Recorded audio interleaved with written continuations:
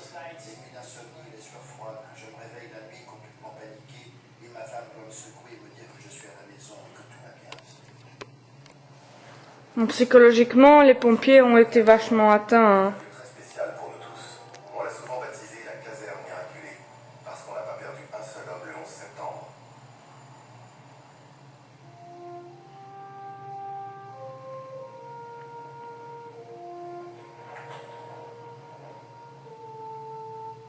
Mais l'hiver dernier, tout a basculé. Randy Webeck, un lieutenant de la One, est mort le 2 mars 2011. En juillet 2009, Randy, qui avait tout juste 52 ans, apprend qu'il est atteint de la maladie de Kaller, un cancer du sang que la plupart des gens attrapent quand ils ont entre 70 et 80 ans. Quand on a appris ce qu'il avait, je n'y croyais pas. Randy, c'était le plus costaud que je connaissais. Pour moi, rien ne pouvait lui arriver. C'était mon héros. Madeleine, la femme de Randy pendant 22 ans, est persuadée que son mari est mort à cause des poussières toxiques de Ground Zero. Tous les docteurs qu'on a vus ont fait le rapprochement. Dès le début, son médecin traitant était sûr que c'était à cause du 11 septembre. Des fumées et des poussières toxiques dans lesquelles il a travaillé. Victor, hey, Lou!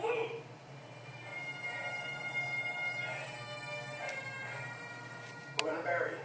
Nous allons enterrer un homme dévoué et courageux que tout le monde aimait. A commencer par sa femme Madeleine et ses enfants. Nous allons l'enterrer avec dignité.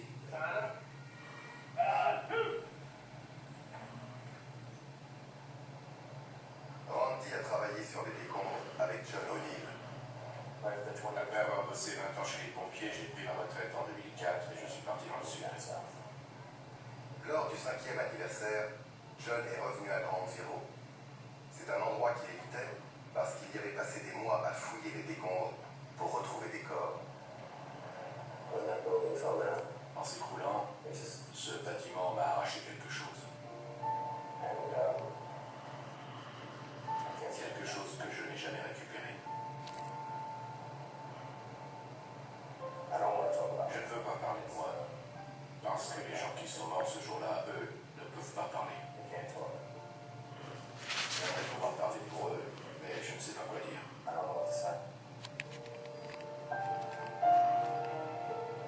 En septembre 2010, John apprend qu'il souffre de plusieurs cancers. Oh, lui aussi. Il a toujours refusé de parler de sa maladie. Il disait, Jimmy, t'inquiète pas, j'ai eu une belle vie. J'étais un pompier de New York. John O'Neill est mort en février dernier, le jour de la Saint-Valentin. Oh. 60 ans. Oh putain, le jour de la Saint-Valentin. On a fait nos adieux à John à bord du nouveau bateau-pompe, baptisé 343, en l'honneur des 343 pompiers qui ont perdu la vie le 11 septembre. On sait maintenant pourquoi John et Randy sont morts de façon prématurée. Eux et tant d'autres sont partis les premiers pour sauver des milliers de vies il y a 10 ans. Aujourd'hui, nos pompiers ont besoin qu'on les aide à leur tour. On perd des gars à droite et à gauche. Et je recommence à aller à des enterrements toutes les semaines. 10 ans plus tard. On a tous de plus en plus peur que la maladie s'abatte sur nous et fasse plusieurs autres milliers de victimes.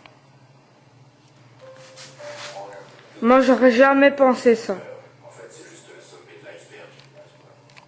Tous les ans depuis le 11 septembre, le département des pompiers de New York suit de près la santé des hommes qui ont travaillé ce jour-là. Regardez à quoi ils sont exposés maintenant. La question principale de nos pompiers est de savoir s'ils vont avoir un cancer à cause de ce qu'ils ont respiré. Mon Dieu, à cause de ça. Gisement des nuits terrifiantes, les tours se sont désintégrées. Tout a été pulvérisé en une poussière très fine et toxique. Nous n'avons vu aucun relevé indiquant un risque sanitaire. Il n'y a aucun danger à l'heure actuelle. Ouais, c'est ça. On a arrêté de nous répéter que la qualité de l'air était bonne, mais dès le début, on n'y a pas cru. Un message au coffre. gouvernement fédéral a annoncé que le site était sans danger et qu'on ne devait craindre aucune toxicité, on n'a pas cru à cette déclaration. Et on a toujours pensé que cette déclaration n'avait aucun sens. My friends are getting Mes amis tombent malades, mes amis meurent. Et je me réveille tous les matins en me demandant si je suis le prochain sur la liste. drop on me. Mais y a de quoi? Personne ne sait avec certitude combien de décès ont un lien direct avec les décombres toxiques. Les experts médicaux des pompiers estiment le nombre de victimes entre 50 et 100. Le syndicat dit qu'il y en a plus. En tout cas, tout le monde s'accorde à dire que le chiffre augmente de jour en jour. Nous savons que ce chiffre va augmenter parce qu'à mesure que les années passent, nous voyons encore l'impact de cette journée sur le pompier. Personnellement, je souhaiterais voir tous les politiciens rendre visite et demander pardon à tous les malades à qui ils ont affirmé que l'air était sain et qu'ils ne risquaient rien. Ça n'arrangera rien. En janvier, le Congrès a enfin voté un projet de loi pour apporter une aide financière aux milliers de sauveteurs et aux habitants du quartier qui sont malades et qui meurent. Mais cette aide est loin d'être suffisante.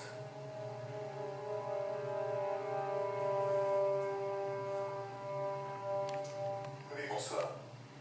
Ce soir, je peux annoncer au peuple américain et au monde entier que les États-Unis ont mené une opération qui a tué Oussama Ben Laden, le chef d'Al-Qaïda. Bonsoir, je suis tellement heureux qu'il m'ait enfin eu. Je sais que c'est dingue de dire une chose pareille, mais ce type était fou. Il était capable de tuer des innocents. Sa mort est effectivement un soulagement. Parce que c'est lui qui a organisé toutes ces agressions contre nous. Maintenant, on peut dire, on est quitte, on t'a eu. 10 ans après, Tommy Spinard continue d'aimer ce qu'il fait. Steve Rogers et lui entraînent une nouvelle génération de pompiers à gérer un prochain 11 septembre. Joe Pfeiffer, qui a perdu son frère Kevin le 11 septembre, est aujourd'hui le chef du contre-terrorisme et des situations de crise. Il fait en sorte que ces nouveaux pompiers soient bien équipés pour traiter n'importe quelle urgence. Il a favorisé le développement d'une unité mobile d'intervention. Ce qui rend cette unité si innovante, c'est que l'information circule sans fil et que nous partageons cette information avec les casernes, la police, les autorités de la ville de New York, de l'État et de l'État fédéral. C'est une leçon capitale qu'on a appris de façon brutale le 11 septembre. Notre jeune recrue, Tony Benetatos, gravit progressivement les échelons et espère devenir lieutenant. Qu'est-ce qui a le plus changé pour lui depuis le 11 septembre? Je suis marié. Ma femme s'appelle Jessica, ma fille s'appelle Alexandra. Elle a 2 ans et demi. Je sais parfaitement que quand elle aura 13 ans, je ne m'intéresserai plus du tout. Mais je l'aime plus que tout. Chaque jour depuis le 11 septembre, une seule chose nous donne envie d'aller de l'avant. C'est l'espoir. On espère qu'on vivra assez longtemps pour voir grandir nos enfants. La chose qui compte le plus pour moi maintenant, c'est ma famille. J'aimerais arriver à me sortir ça de la tête, mettre un terme à ça. Voir mes mots, avoir une vie heureuse.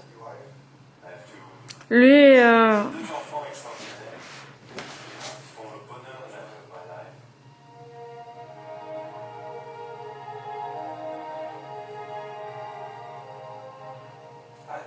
Ce que je retiens du 11 septembre, c'est le courage et l'esprit humain qui sont plus forts que l'adversité. J'aime y penser de façon positive. Quand on pense à tous ces hommes qui ont perdu la vie alors qu'ils partaient aider des gens, il faut que ce soit positif.